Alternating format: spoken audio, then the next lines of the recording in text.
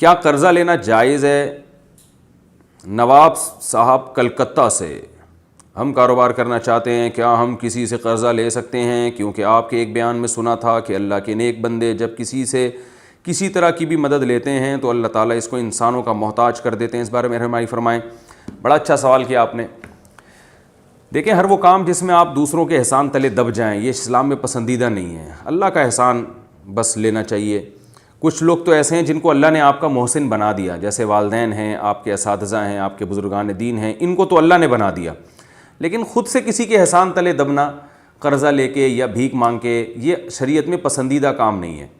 لیکن اگر قرضہ آپ لے رہے ہیں اور جس سے لے رہے ہیں اس سے اتنی بے تکلفی ہے کہ آپ کو کوئی ذلت محسوس نہیں ہو رہی اور آپ کو 100% یقین ہے کہ میں ٹائم پہ قرضہ لوٹا بھی سکتا ہوں، تو پھر یہ جائز ہے، اس میں کوئی گناہ نہیں ہے۔ اور یہ تو صحابہ اور تابعین سے ثابت ہے، خود نبی صلی اللہ علیہ وسلم بھی قرضہ لے لیا کرتے تھے اور پھر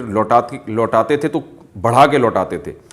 تو اس میں کوئی حرج نہیں ہے اگر استغنا کے ساتھ ہو اور لالچ کے بغیر ہو۔ جیسے بعض لوگوں نے اپنے پیسے رکھے ہوئے ہوتے ہیں، وہ ایک واقعہ ہے نا، ایک خاتون نے اپنے بچے کو بھیجا کہ جا پڑوسیوں سے چینی لے کر آ۔ وہ بچہ گیا، پڑوسیوں سے کہا کہ امی کہہ رہی ہیں چینی دے دو، اس نے صلواتیں سنائی، بولے چل دفعہ یہاں سے، ہماری چینی کیا تمہارے لیے؟ تو دوسرے کے گھر بچہ گیا کہ آنٹی امی کہہ رہی ہیں کہ چینی دے دیں، چائے بنانی ہے، اس نے بھی صلواتیں سنائی، چل دفعہ یہاں سے، ہم کیا چینی لوگوں میں بانٹتے پھریں؟ پھر وہ تیسرے گھر گیا بچہ، تو سب گھروں سے مایوس ہو کے ماں کے پاس آیا، کوئی بھی نہیں دے رہا، تو ماں نے کہا کم بخت کیسے کنجوس لوگ ہیں، کوئی بھی تعاون کرنے کے لیے تیار نہیں ہے، چل جا اپنا ڈبہ کھول، وہاں سے چینی نکال اور چائے بنا۔ تو بعض لوگ اپنے پیسے انویسٹ نہیں کر رہے ہوتے،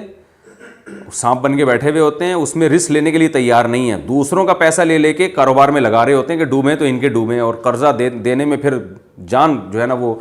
جو ہے نا ایک مصیبت میں ڈال دیتے ہیں۔ تو یہ لالچی قسم کے جو لوگ ہیں ان کے ساتھ اللہ کی مدد نہیں ہوتی۔ لیکن اگر آپ کو بڑی انویسٹمنٹ چاہیے اور آپ کو پتہ ہے کہ انشاءاللہ آپ وقت پہ لازمی واپس لوٹا دیں گے اور جس سے مانگ رہے ہیں وہ بھی آپ کا بے تکلف دوست ہے، تو پھر مانگنے میں کوئی حرج نہیں ہے۔ ہاں، بعض لوگوں کو اللہ نے ایسا توکل دیا ہے کہ وہ پھر بھی نہیں مانگتے، وہ اعلیٰ درجہ ہے، وہ کہتے ہیں یار جتنا جیب میں ہے بس اسی پر اکتفا کرو، کیا ضرورت ہے لوگوں سے مانگنے کی، اور اگر لوگوں سے مانگ بھی رہے ہیں تو ان کو پروفٹ میں